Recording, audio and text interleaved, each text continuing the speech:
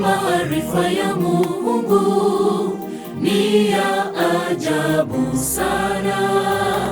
Angetufunulia siri kuhusu siku yetu ya kulala mauti, je, tungeishi maisha ya Ukristo kabla siku hiyo haijakaribia? Hapana kabisa. Mungu ni tajiri wa hekima. Kwa kweli maarifa ya Mungu ni ya ajabu sana. Angetufunulia siri kuhusu siku yetu ya kulala mauti, je, tungeishi maisha ya Ukristo kabla siku hiyo haijakaribia? Hapana kabisa. Mungu ni tajiri wa hekima. Siku zetu si nyingi na sote twafahamu hili. Ni dhahiri shahiri kwamba hatujui siku tutalala mavumbini. Tusifanye nizaza maisha yetu ya Ukristo wala kesho tuanganie ufalme wa Mungu kwanza. Siku zetu si nyingi na sote twafahamu hili. Ni dhahiri shahiri kwamba hatujui siku tutalala mavumbini. Tusifanye nizaza maisha yetu ya Ukristo wala ya kesho tuanganie ufalme wa Mungu kwanza.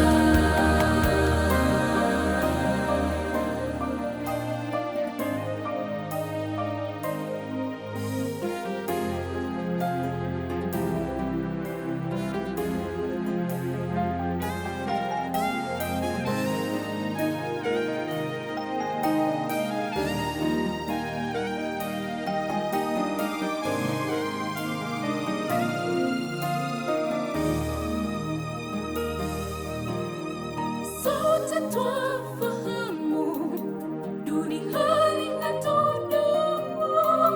Tunajua kwamba tunakufa, ila hatujui siku wala saa.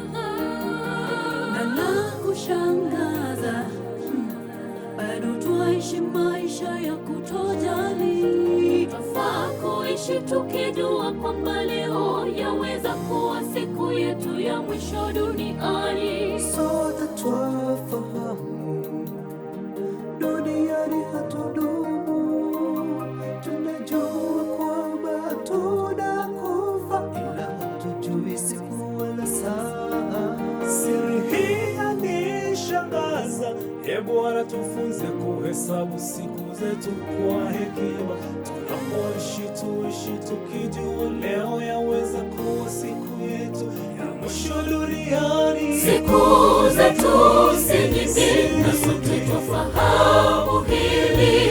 Ni dhahiri shahiri kwamba hatujui siku tutalala mavumbini. Tusifanye nizaza maisha yetu ya Ukristo wala ya kesho tuanganie ufalme wa Mungu kwanza. Siku zetu si nyingi na sote twafahamu hili.